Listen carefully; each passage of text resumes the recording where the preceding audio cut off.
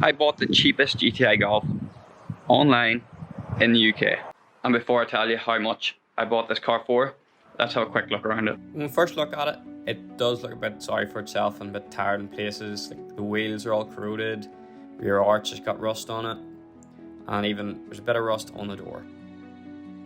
And of course there is this mark that goes the whole way along the quarter panel.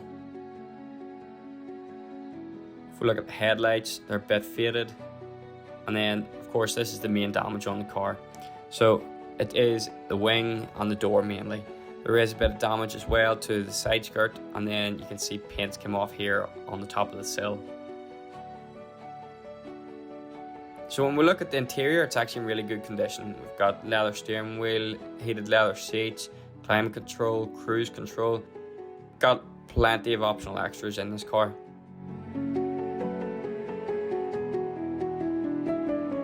And then we look at the front wing, and it's got the exact same issue as the rear one, full of rust.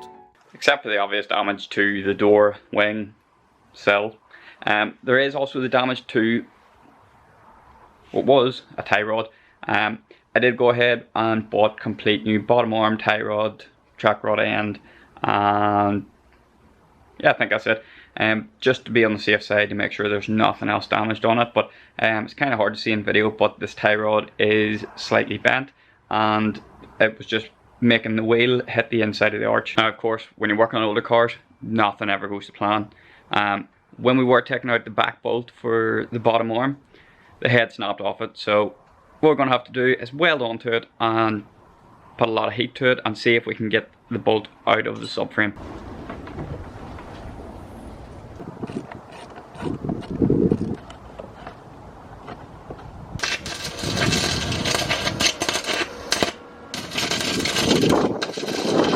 Taking snap bolts out definitely is not always fun.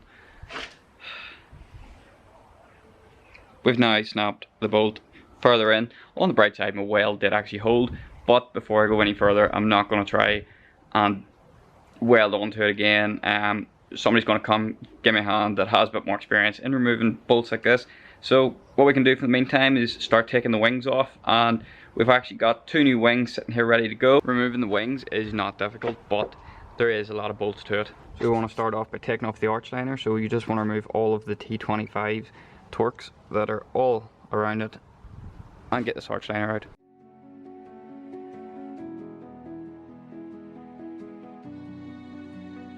Once you have the arch liner out, it'll reveal 2 screws at the bottom of the wing, 2 along the left hand side as well.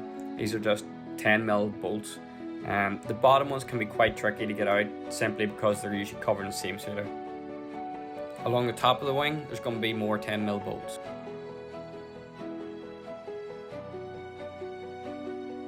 Once you've got the ones on the top of the wing, open the door and you'll see this 1 torque bolt.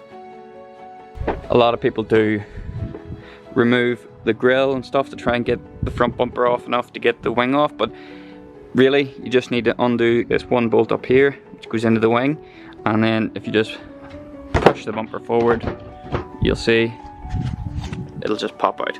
Once you've got your wing back, you'll see these last 2 10mm bolts, and then the wing should come straight off.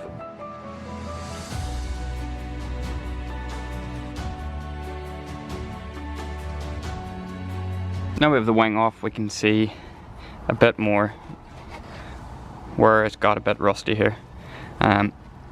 Need to try and get the side skirt off, and we can clean this down, straighten it and paint it.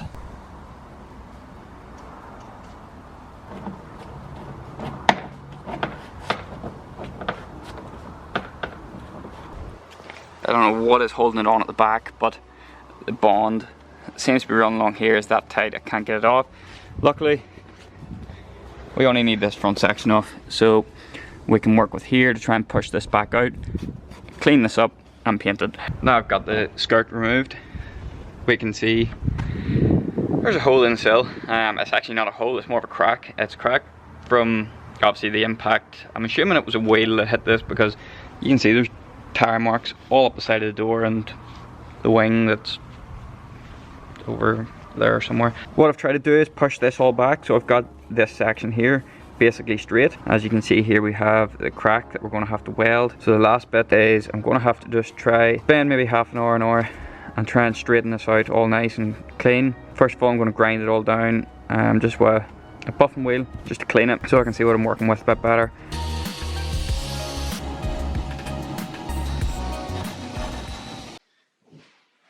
So, how much does the golf cost me right now?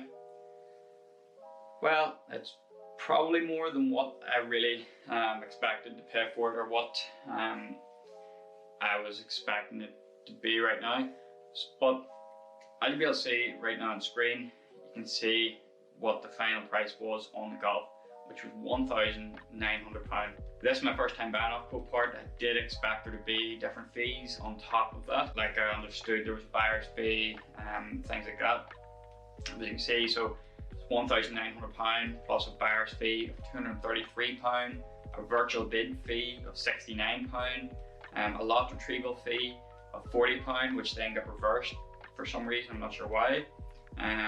VAT was charged, and delivery was charged, and delivery was removed because I collected the car, and then there was more VAT added on, and then they put on another lot retrieval fee, which, to be honest, doesn't make sense to me whatsoever. But anyway, so after I paid for the car £1,900, by the time I got it home and physically had the car, it cost me £2,310 and 40 pence. Now on to what I've actually spent on the car so far. First thing was, as I got 2 new front wings for it, or fenders, whatever you want to call them, wherever you're from. The 2 wings cost me £210. That was prime, painted, supplied, brand new wings. Obviously these are aftermarket wings, not genuine, but colour match is pretty damn good considering it's a 2006 car. I was happy enough with it. So by the time we replaced the tie rod, track rod end, 2 drop links, bottom arm, that has us at another £90, which again isn't that bad. These Golfs aren't that expensive to buy parts for. So to get the car from CoPart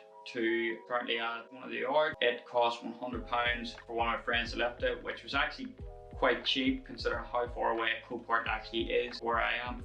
Now that still worked out a lot cheaper than CoPart actually delivering the car to me. It worked out I think £60 or £70 cheaper. New door, so we have a new door for it, which when I say new door, but I have managed to pick up a door the same colour without any damage for £50. That'll save having to get another door and get it painted.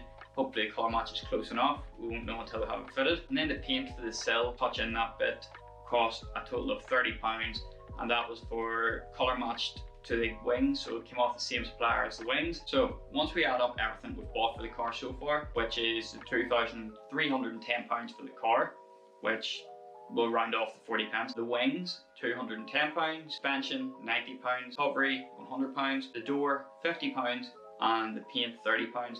That brings us to a grand total of £2,790. Is that a good price for the car home? Depends. I could see we're probably going to service the car as well, which I could see being in the region of another £50. So I'd say hopefully finished, it's going to cost £2,850 roughly. Give or take, for the same mileage, same sort of spec of Golf, is going anywhere between £3,500 to £4,000. Did I buy this car to make money? Not really, no. 1, for content, 2, because I've wanted a GTI Golf to drive for a while, which I'm probably going to keep for a few months, and then try something else, do another car, put the money back in, and maybe we can move on to something slightly better. Do I think CoPart has the opportunity to make money? Yeah, but the biggest downfall of CoPart now is you can't go to the yard and physically see the vehicles in person. They can do a virtual tour for you, but it just isn't the same as being able to go and see and work out exactly what you think you need to spend on the car. So let me know what you guys think. Leave a comment down below.